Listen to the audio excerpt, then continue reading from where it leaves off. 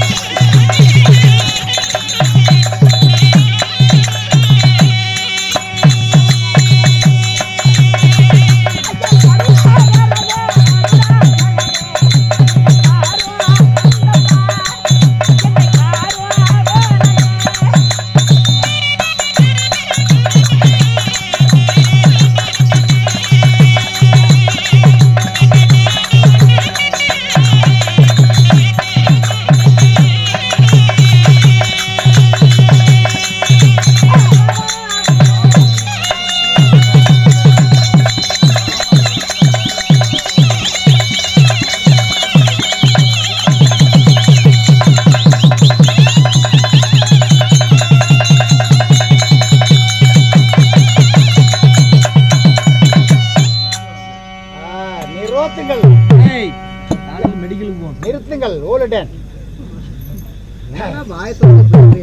வாய் கொடுத்து பார்ப்போம். யார் அங்கே? நான் இங்கே. அண்ணா சொல்லு அம்மன் தாயி.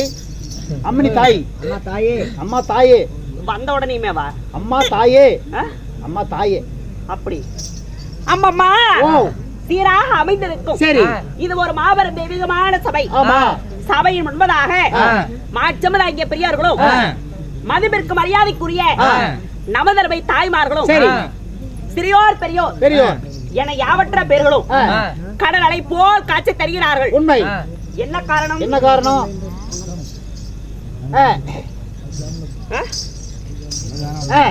அதாவது முத்துமுனியப்பன் முனியப்ப சாமி. ஆமா முத்துமுனீஸ்வரனுக்காக